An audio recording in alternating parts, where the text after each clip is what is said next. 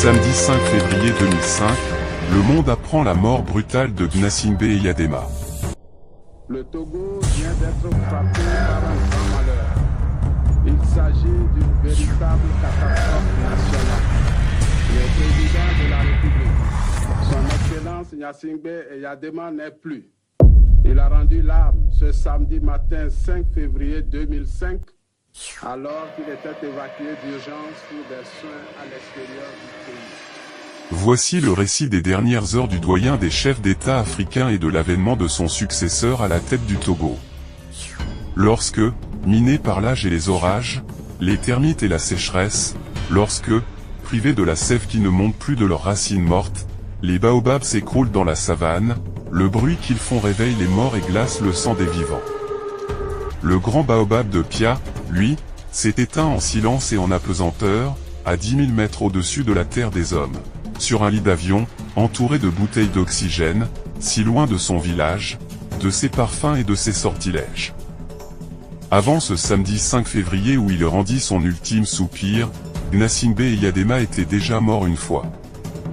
C'était le 10 septembre 2003, et une folle rumeur, relayée par Internet, l'avait fait basculer de vie à trépas.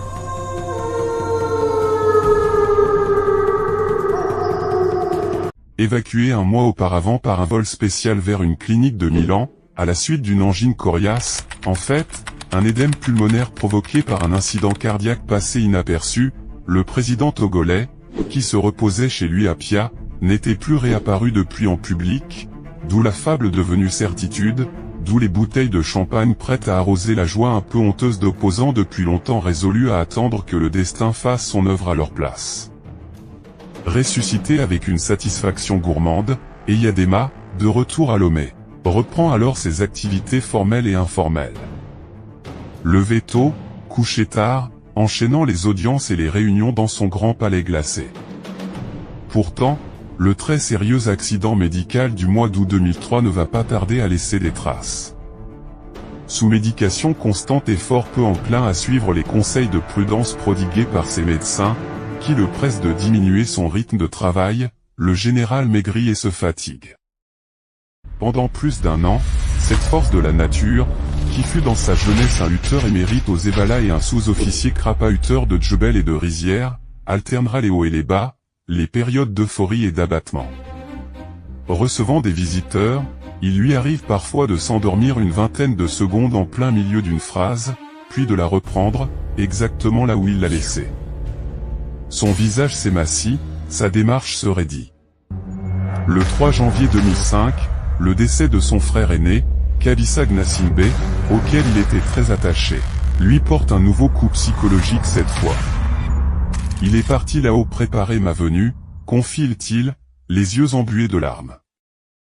Eyadema choisit l'emplacement de son tombeau, à Pia, ainsi que son cercueil et le costume dans lequel il souhaite être inhumé.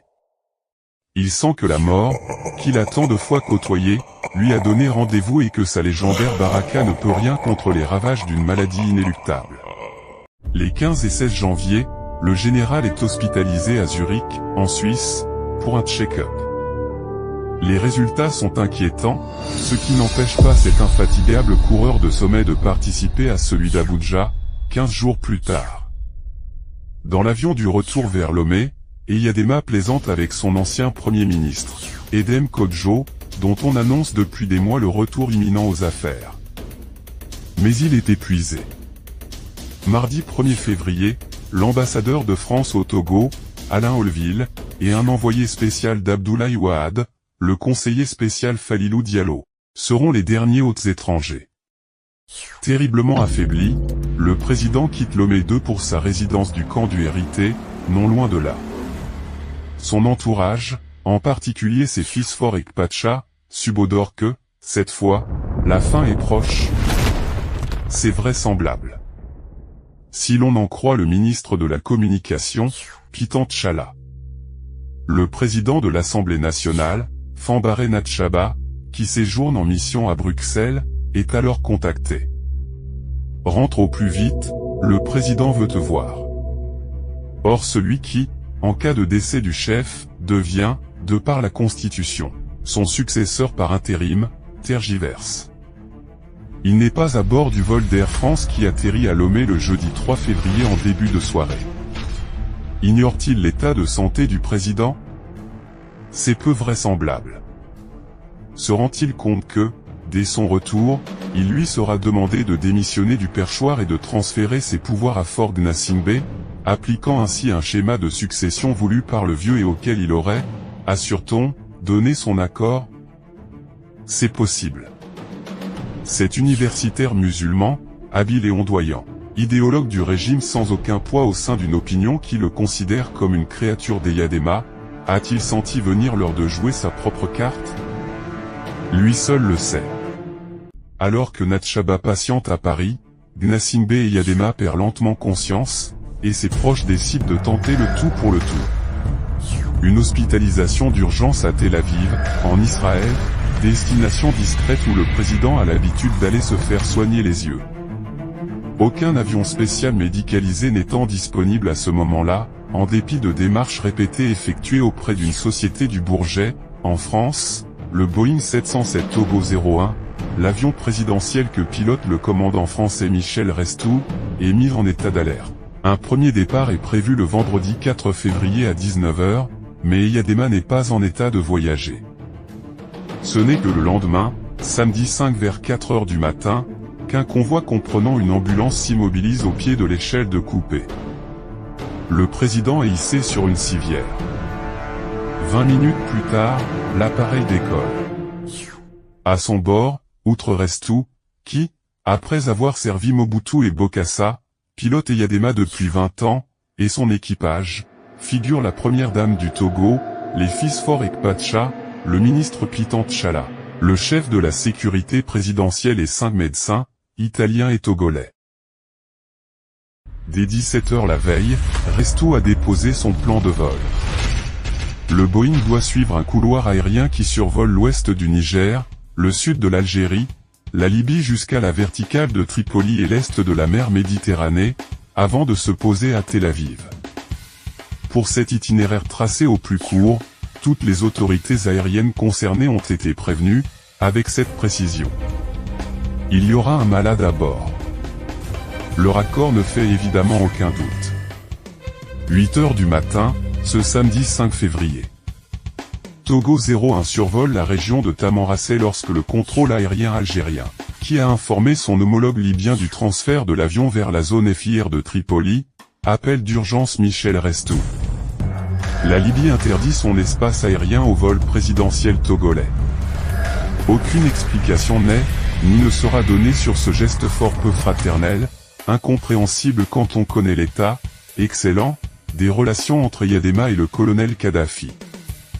Seule piste plausible. L'excès de zèle de fonctionnaires locaux, qui ont pris sur eux de refuser le passage d'un appareil à destination d'Israël. Restou improvise donc au plus vite un autre itinéraire, via la Tunisie. Contactés par les Algériens, les Tunisiens donnent aussitôt leur accord. Vers 9 h, alors que l'avion est à 250 km au sud de Tunis, les médecins annoncent à la famille qu'une crise cardiaque vient d'emporter le vieux. À 69 ans, dont 38 au pouvoir, Gnassingbé Eyadema a rejoint la demeure de ses ancêtres.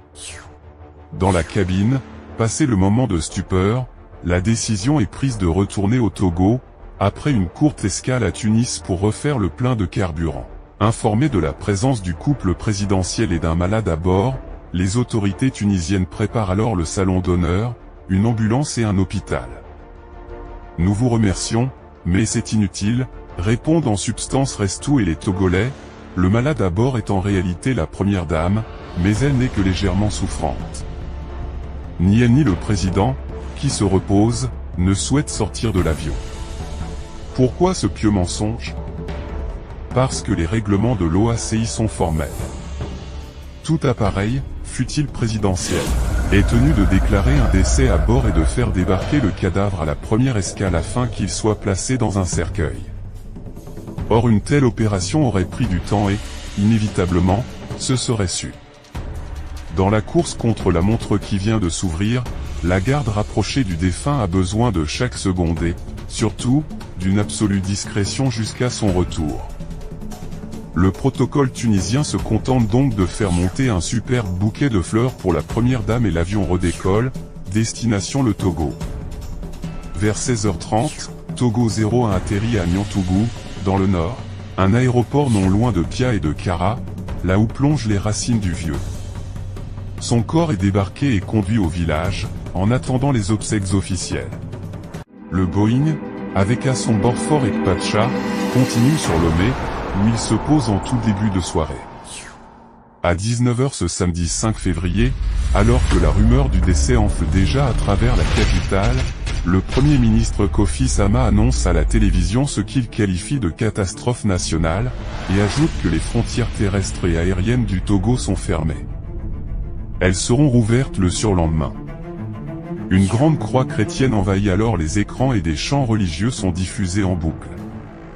Entre incrédulité et peur du lendemain, les Togolais, dont la majorité n'a connu qu'Eyadema au pouvoir, sont tétanisés. Conséquence immédiate de la clôture de l'espace aérien togolais. L'Airbus d'Air France, qui a décollé le matin de Paris avec à son bord Fambaré Natchaba, est détourné sur l'aéroport de Cotonou.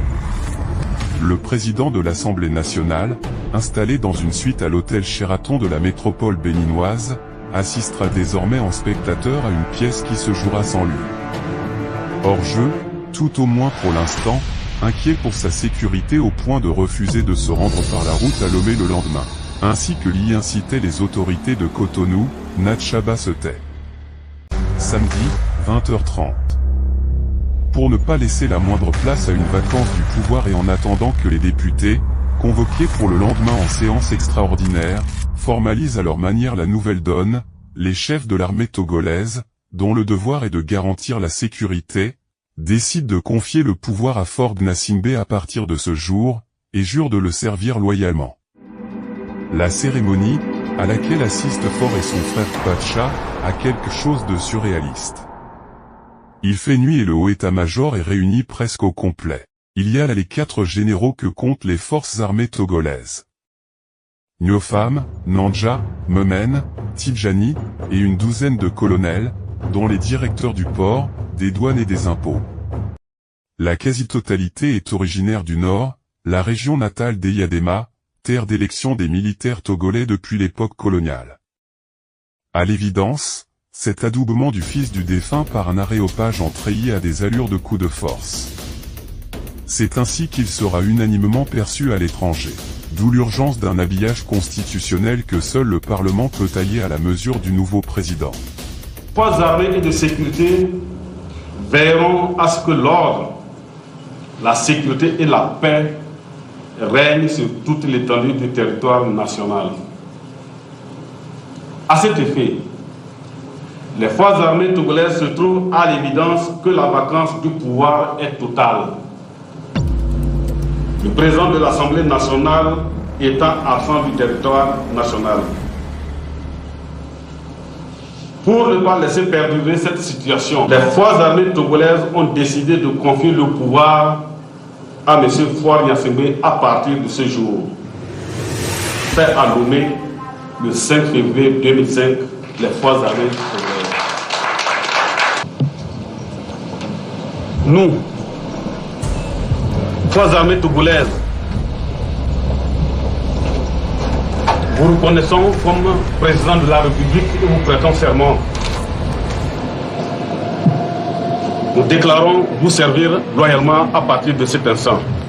Pour ce faire, Faure Gnassingbé a impérativement besoin d'un homme, expert en la matière. Charles Desbaches. L'ancien doyen de la faculté de droit d'Aix-en-Provence, proche collaborateur de Valéry Giscard d'Estaing quand ce dernier officiait à l'Élysée, et le conseiller juridique attitré de Lomé II depuis plus de 10 ans. Titulaire d'un passeport diplomatique togolais et constamment accompagné de son petit chien au long poil soyeux, Desbaches, que l'on voit parfois le soir s'exercer au piano dans le hall de l'hôtel Sarakawa, vit entre sa villa de Lomé et son appartement parisien. Le doyen, qui a l'humour cinglant, est un homme habile, et même brillant, spécialiste en broderie constitutionnelle. Il va pouvoir donner toute sa mesure. Problème. Lorsqu'on l'informe, vendredi 4 dans la soirée, qu'Eyadema est au plus mal, Charles Debache est à Paris. Il affrète aussitôt un Falcon 50 de location qui décolle du Bourget le lendemain matin. Trop tard pour atterrir à Lomé avant la fermeture de l'espace aérien. Dérouté sur Cotonou, le doyen emprunte un véhicule, prévient Faure de son arrivée et parvient à franchir la frontière terrestre. Immédiatement à pied d'œuvre, il compose en coulisses l'alchimie juridique qui va faire de Faure Gnassingbé, président désigné par l'armée, un chef d'État légitimé par la représentation nationale. Il faudra 3 heures aux 67 députés sur 81 réunis le matin du dimanche 6 février au Parlement pour destituer Fambaré Natchaba de son perchoir, le remplacer illico par Faure Gnassingbé qui a retrouvé entre-temps son siège de député de Blita après avoir démissionné de son poste de ministre et faire de ce dernier, ipso facto, le successeur de son père. Le tout à l'unanimité des présents. Au passage, les élus du peuple modifient les articles 55 et 144 de la Constitution, ainsi que l'article 152 du Code électoral. Il n'est plus question de l'exercice provisoire du pouvoir par un intérimaire, le temps d'organiser une élection présidentielle sous 60 jours, mais d'un chef de l'État assurant sa fonction pendant la durée du mandat de son prédécesseur qui reste à courir. En l'occurrence, jusqu'en 2008. Le tour est joué, et la voie ouverte pour la prestation de serment du président Faure Gnassingbé devant les 6 membres du Conseil constitutionnel, laquelle a eu lieu le lendemain matin. Dans la salle, seuls les ambassadeurs de Chine, de Libye, du Ghana, de la RD Congo, ainsi qu'une délégation ivoirienne, ont fait le déplacement. À 39 ans, Faure Gnassingbé revêt donc l'écharpe de président de la République du Togo. Mi-nordiste, mi-sudiste de par sa mère, une originaire d'Atakpamé, ancien étudiant à Georgetown et à Paris-Dauphine, discret et affable, celui qu'Eyadema préparait à l'évidence pour sa propre succession est très différent de son père. Gestionnaire, ministre des Mines et des Télécommunications depuis 2003, Faure est un personnage discret, réputé modéré, très impliqué dans les négociations avec l'opposition et avec l'Union européenne. Toute proportion gardée, il est à Eyadema ce que Joseph Kabila, Bachar al-Assad ou Mohamed VI sont à leurs pères respectifs. Élevés dans l'ombre tutélaire et parfois écrasante de leaders historiques, ils se sont forgés une personnalité invisible jusqu'à leur accession au pouvoir. À en juger par ses premiers pas, celle de Faure paraît affirmée. Installé dans le bureau du vieux à Lomé II, il a laissé à son frère Fatcha le soin de ranger les effets et les dossiers du défunt et a aussitôt pris ses marques. Plus de courtisans inutiles, ni de ministres en souffrance encombrant les salons pour d'interminables attentes, mais des rendez-vous précis de 30 minutes et une évidente volonté de sobriété.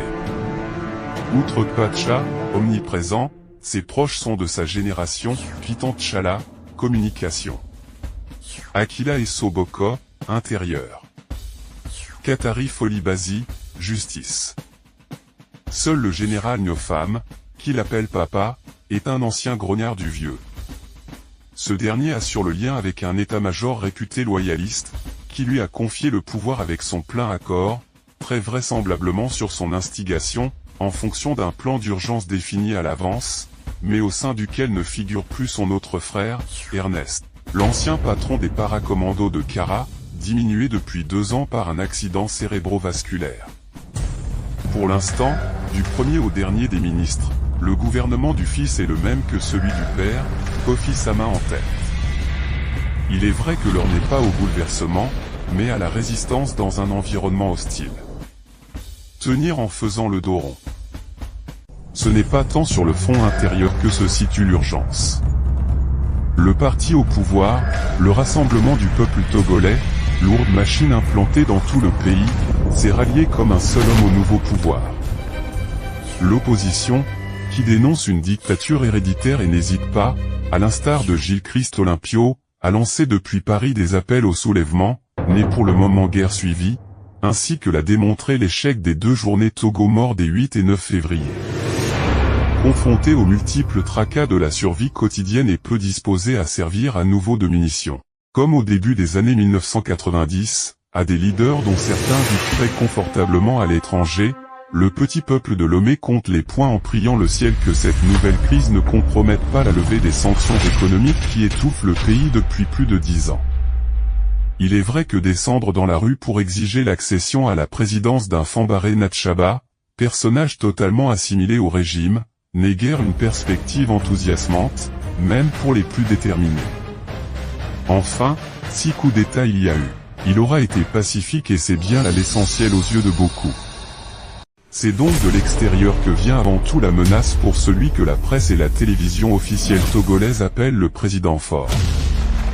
Le plus simple, dans ce cas, est de compter ses amis. Mouammar Kadhafi a ainsi personnellement téléphoné, le 6 février, au fils d'Eyadema, lequel a reçu du roi Mohamed VI un message de condoléances qui a dû lui faire plaisir. Il est adressé à Monsieur le Président de la République, Faure Gnassingbé. Blaise Compaoré, dont les relations avec le vieux étaient exécrables, s'est paradoxalement montré très attentif aux explications que Faure lui a fournies quotidiennement dès sa prise du pouvoir. Son attitude, lors du sommet de la CEDEAO à Niamey le 9 février, s'en est ressentie, tout comme celle du Ghanéen John Kufuor, auprès de qui a été dépêché le général Niofam. Enfin, quelque peu en froid lui aussi avec le père, l'Ivoirien Laurent Gbagbo a multiplié les gestes d'amitié envers le fils. Pascal Affi N'Guessan, le président du Front populaire ivoirien, a été dépêché pour présenter les condoléances officielles de l'État et, le surlendemain, Faure recevait en audience un ancien chef des services secrets de Mobutu, Honoré Ngbanda, porteur d'un message de Gbagbo, dont il est le conseiller à la sécurité. Reste que ces marques discrètes de bienveillance sont peu, au regard des signes de défiance et des condamnations, en cascade, émanant de personnalités dont certaines ont pourtant bénéficié des proverbiales largesses du vieux. La liste de ces ingrats circule d'ailleurs déjà sous le manteau dans l'entourage de Faure Gnassingbé. Tout se passe comme si ceux qui avaient le plus profité d'Eyadema voulaient se racheter en s'acharnant sur son fils, se plaint un proche du nouveau président, qui n'hésite pas à louer au passage la réserve dont ferait preuve à cet égard le français Jacques Chirac. C'est parce que le Togo est un petit pays qu'on se défoule sur nous au risque de provoquer une guerre civile, histoire de se donner bonne conscience et de faire oublier ce qu'on cautionne ailleurs.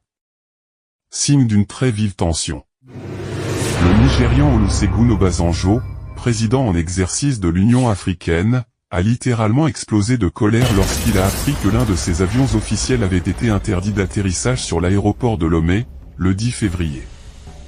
En fait, l'appareil, un biréacteur Challenger 50, qui transportait une partie de la délégation nigériane censée participer à une réunion de crise de la CEDEAO convoquée pour le lendemain, s'était vu signifier d'atterrir à Niantougou, non loin de Kara, où devait se tenir le sommet. En outre, l'avion n'avait pas été annoncé, suscitant immédiatement la méfiance des autorités togolaises. Transportait-il Natchaba? C'est un acte de guerre, s'est exclamé, hors de lui, Obasanjo après avoir ordonné au Challenger de rentrer immédiatement à Abuja.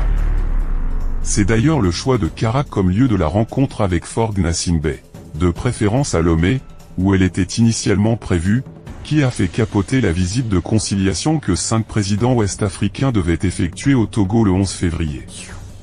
Prise pour des raisons de sécurité par les autorités togolaises, cette décision a été interprétée par Olusegun Obasanjo comme un geste de défiance. Pas question d'aller légitimer Faure sur les terres de son père.